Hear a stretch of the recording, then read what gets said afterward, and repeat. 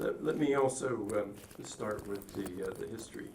And this goes back, Diana mentioned this, to the Tropical Soil Biology and Fertility Program.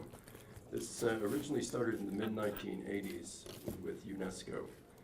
And it got picked up by the Rockefeller Foundation when I was a staff member there in the late 1980s.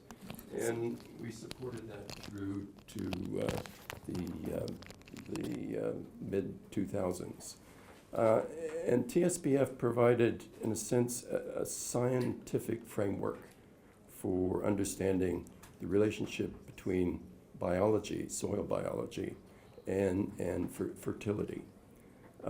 And particularly in the tropics, and particularly looking towards developing sort of an alternative sort of management system for soils in the tropics to what we had in the developing world. And I would say it was quite successful in providing, in a sense, the original sort of scientific basis for understanding soil biodiversity. And I remember the work particularly on soil matter fractionization and sort of the role that microbial biomass sort of played in that, and the variability in microbial biomass as an indicator of soil function. And as Diana mentioned, the issue was, well, do we open up that black box? What do we gain by understanding, opening up that black box? And that really started in the mid-2000s with support from GEF in terms of a program focused on actually understanding soil biodiversity, and probably provided much of the information that goes into this atlas. So that then leads to this atlas, and I think it's sort of pulls together, as Diana was saying, sort of key information on understanding distribution, on understanding the relationship between soil biodiversity and soil function, and then as well the contribution to ecosystem services. But two areas that sort of came out for me in the atlas was, first of all, the threats to biodiversity, and as someone was saying, sort of those large red areas just sort of distributed around the globe. And obviously those are related purely to land management.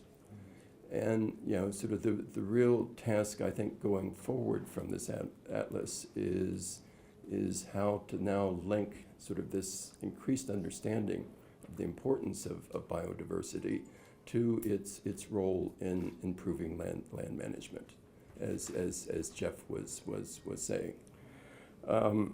And that's based on, obviously, key management principles. It's based on, as well, sort of still sort of research in this area, potentially as well into the area of inoculation and bioremediation. For example, the work that's done on rhizobia or mycorrhiza, but sort of extending sort of that into to other areas of this microbial sort of biomass black box. And I guess I would be remiss not to mention sort of the role of perennials and particularly trees in improving as one component in improving biodiversity, both above ground biodiversity and its core relationship to below ground biodiversity, and the ecosystem services that sort of fall out of that, particularly within sort of agricultural landscapes.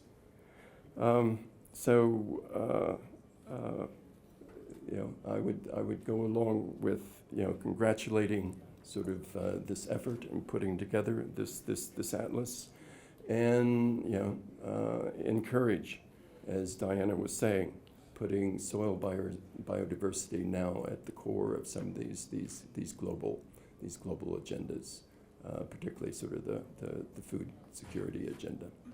So thank you to the developers of this atlas, and I look forward to seeing how it now raises sort of the awareness and profile of soil biodiversity in these global agendas.